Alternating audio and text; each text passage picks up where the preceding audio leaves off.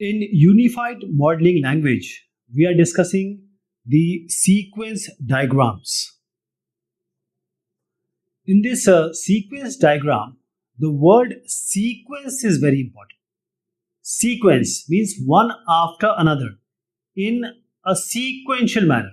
So UML is a modeling language mostly applied and used in software engineering, and the way is to visualize the design of the system, how the application is going to be made, what is the design, what software are you going to make, what will be the design, to visualize it. So beforehand making it coding, we need to model it to understand requirement also. UML guides the creation of multiple type of diagrams, and there are various diagrams in UML which can be categorized into interaction, structure, and behavior diagrams. So in this interaction, structure, and behavior diagrams, this sequence diagram falls under the category of interaction diagram and is the most commonly used interaction diagram. Again, sequence diagram is most commonly used interaction diagram. So sequence diagram it falls under this category of interaction, and it's a UML modeling language diagram. So this interaction diagram is used to show what? We need to show the interactive behavior of a system, how the different parts of the system interact. And since this visualizing the interaction may not be so easy, it's a cumbersome task. So what we do, we use different type of interaction diagrams. What we do here, we capture various features and aspects of interaction in a system.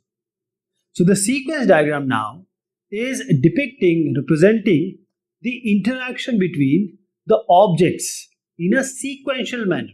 Sequential means one by one. Sequence, that is, in the order in which these are interacting with each other. That is the order in which interaction is taking place. This sequence diagram is also called as event diagrams, event scenarios. So event diagrams and event scenarios both are sequence diagrams only. Sequence diagrams describes us how and in what order the objects in a system function, they work.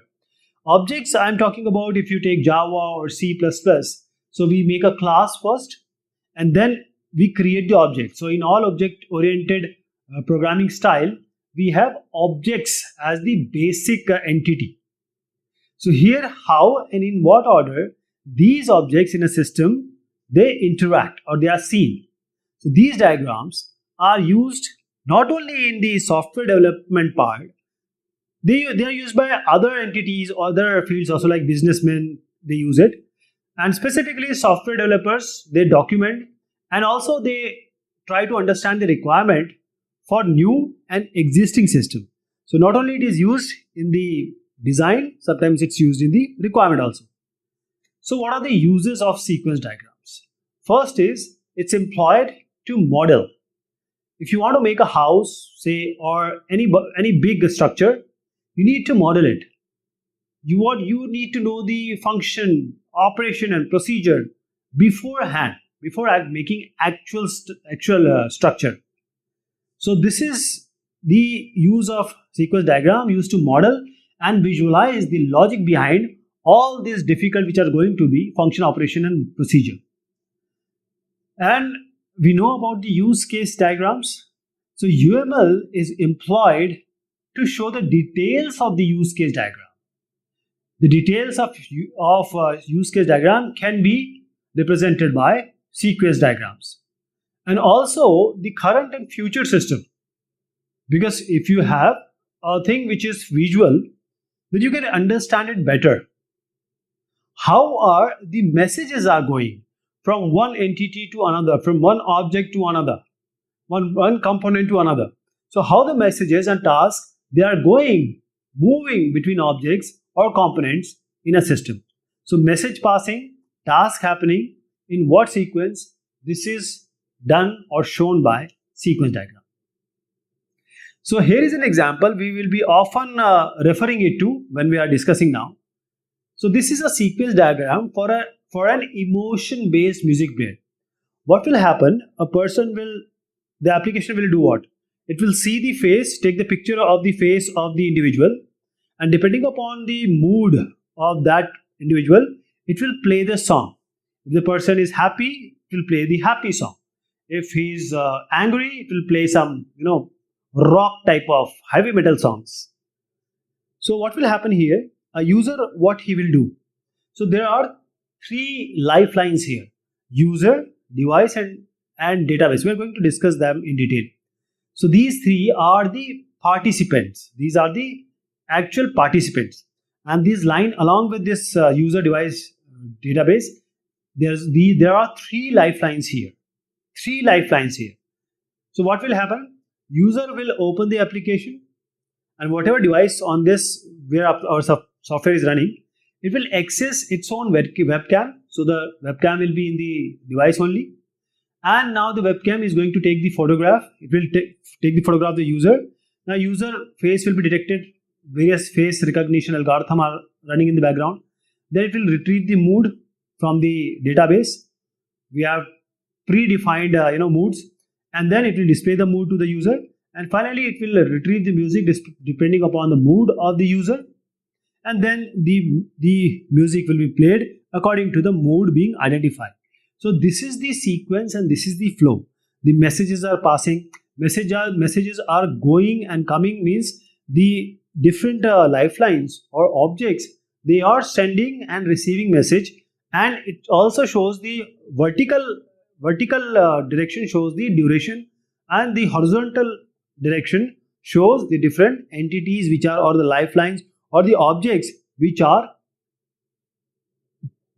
passing the message, and they are interacting. So we'll be referring to this. First is the actor. So actor is always the external to the system. It is not internal to the system. It may be a human, it may be a component, it may be another system. So it's beyond the scope of what we are discussing. Means the sequence diagram, the actor will always be external. So if a user is here and he wants to reserve some seat, so this theater 2 is the class name and the object name. So we have the class and object name. That is how we write this on over the lifeline. So what the user is going to do, that is, he's an actor now. So it will insert the card. It will select the date, on what date he wants the reservation. Theater will give the offering of seat. It will submit the order. It will go to server. Server will confirm the order, and the order will be given back to the user. So an actor, we use the actor to depict various roles. As I said, human or external objects. Now this is the most important. Lifeline is the actual lifeline of sequence diagram. So here you see a box and a line. This box, X and class 1 is there. The X is the object, instance name. When you make a class, you will instantiate it, make the objects. And this class is the name of the class. So this lifeline, we have a box which are the participant, which are actually the objects. There will be different lifelines, because message passing interaction can only be shown here. As I said, this is an interactive behavior you have to show. So here we have a rectangle, and then there is name inside, and then we have dotted line, vertical line. And it is also possible that whatever we have given inside, it can be unnamed also. You can leave it blank. It can be left blank also. It's not necessary you put here, means it requires something to be written. So in the normal way, you have a object and a class name separated by a colon. So what is the difference between a lifeline and an actor? See, a lifeline always shows an object internal to the system, while the actors is representing or depicting the objects which are external to a system, which is not the part of the system. External and internal, that's the difference. Now coming to the message passing.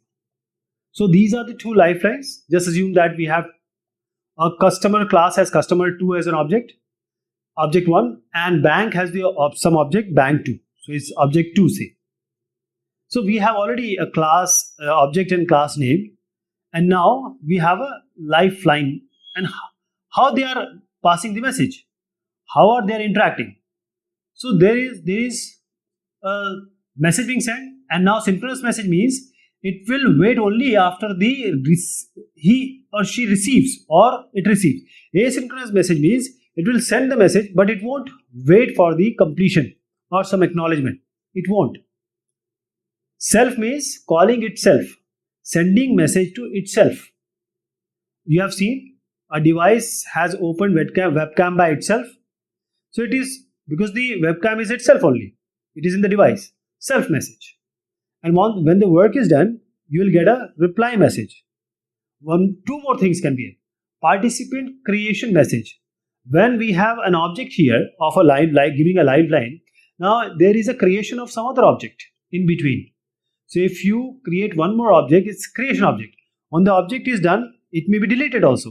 So this is shown by participant deletion message. Participant deletion message. So these are different type of messages which are possible in the sequence diagram. So we have different type of arrows that shows the distinction between them. So synchronous message waits for a reply before the interaction can move forward. That is, the sender will wait until the receiver has completed the processing of the message, and the caller continue only when it knows that the receiver has done the previous message. So it actually receives a reply message. So these are synchronous message. A solid arrowhead is used to represent a synchronous message. If you see here, open application opened is the return. So this is synchronous message. Coming to asynchronous message. Asynchronous message do not wait for a reply for the receiver. So if a welcome message is coming, why someone has to wait for it to complete? It's a welcome message. So it will not always go in that side. The messages can be on either side of the lifeline. So the interaction move forward irrespective of the receiver processing the previous message or not. So we use a lined arrowhead to represent this asynchronous message. So we have synchronous also and asynchronous message, mostly widely used in sequence diagram. Create message. So we are creating here. We want to create a new order. Whenever a user wants to give a new order, a new object has to be created. So we use create message to instantiate a new object in the sequence diagram. So there are scenarios when particular message call requires the creation of the object, and this is represented with a dotted arrow and create word labeled on it. Now the work is done, you want to delete the object. So we used to delete message to delete an object. When an object is deallocated memory or it is destroyed within the system, we use the delete message symbol. So it destroys the occurrence of the object in the system. It is represented by an arrow terminated with the cross sign.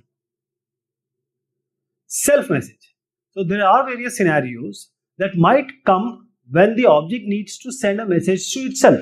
Sending message to itself.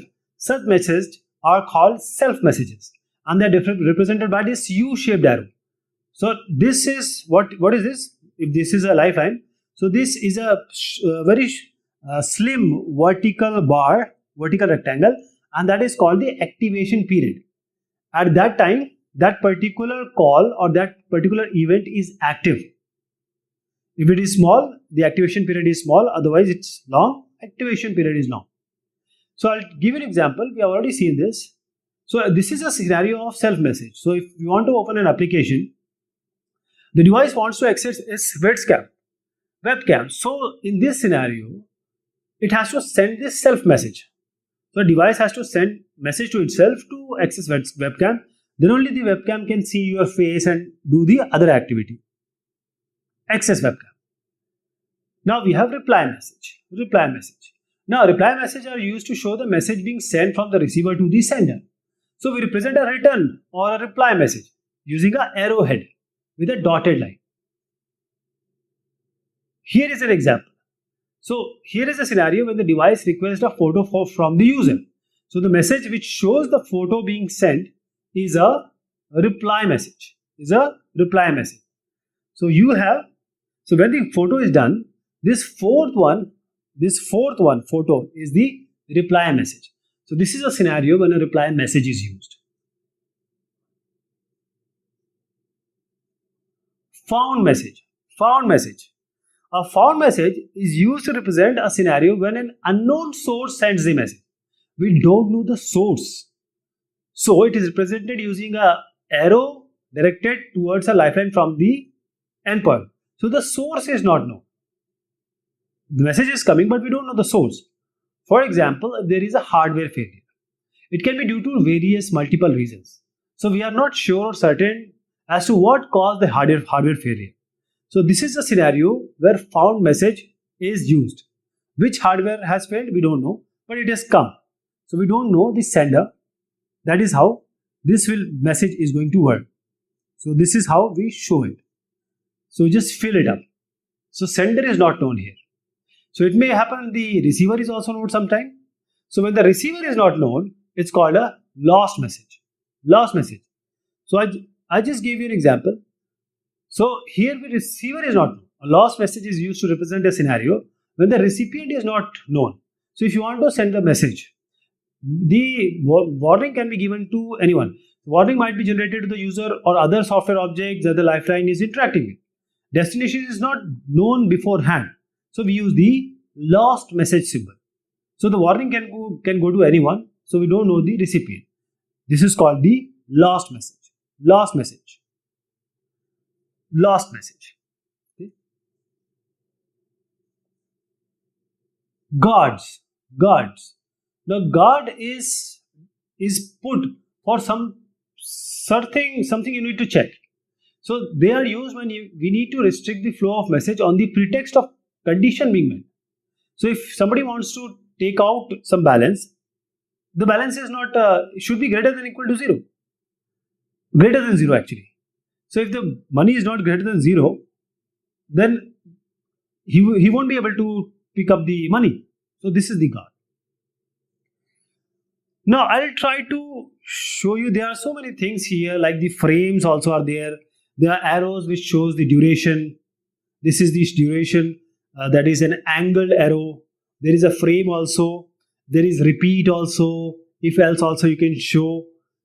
So all these things are there, but I'm not taking that detail. If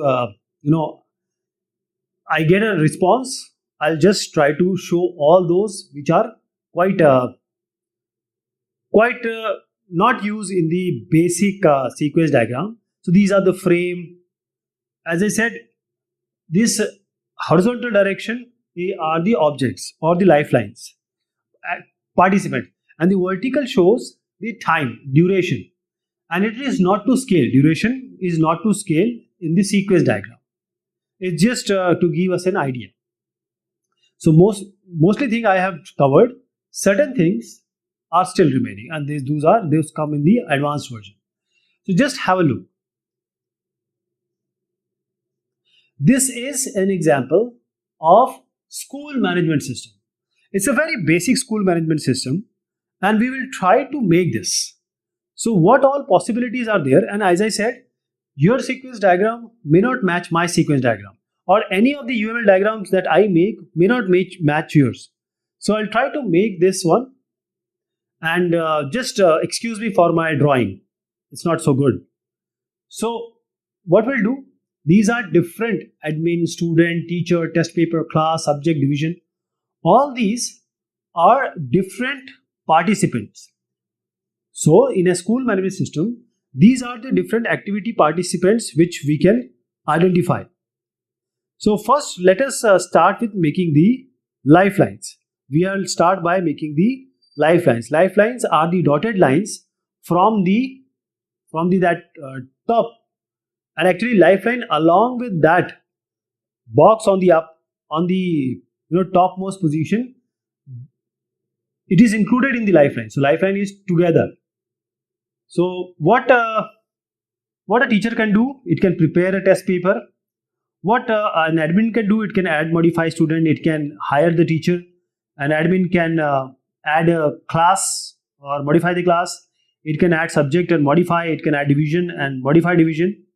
This all admin can do. And what the student can do, it can write exams. What the teacher can do, teacher can mark the attendance, and teacher can also prepare the report card. So these are different work can be done, and you can add more work, whatever you require. So we'll start with one by one. So the topmost are the objects basically. Okay, these all topmost are the objects or the participants. First thing what will happen is, so whatever comes in our mind, and if we think that it will come first, so the administration or the admin can change what? It can first add, I'll just write the first letter of what I'm speaking. So it can add or modify the student. An admin can add modify student. So there is an activation period. It will take certain time and will come back. It will come back. And what about the teacher? Teacher can do what? Teacher can prepare the test paper. So let us say prepare test paper. So there will be some activation period, and this will come. The return will come back. Return reply message. Now the admin can hire the teacher, and before that the admin need to know what are the classes, what are the different classes, what are the subjects, what are the divisions. So the class can call itself to display the class. It can call itself to display the class. It can display subjects also. So the subject can call itself to display subjects. And then the division. So the division can display division. So it has to call itself. This is calling itself. This is activation. After this, what we'll do? Admin can hire the teacher. So it will go up to teacher. So we have to start from here and go up to the teacher. So we'll call it as HT, hire teacher. Hire teacher. At some activation period it will be there, and there will be a return. This is done. Now other thing what can be done? Admin can add class or modify class. So it will go up to, this will go up to class. This will go up to class. So it has to be a full line, not dotted, full line. So there will be an activation period. So we say add class or modify class. So there will be a response also. There will be a response.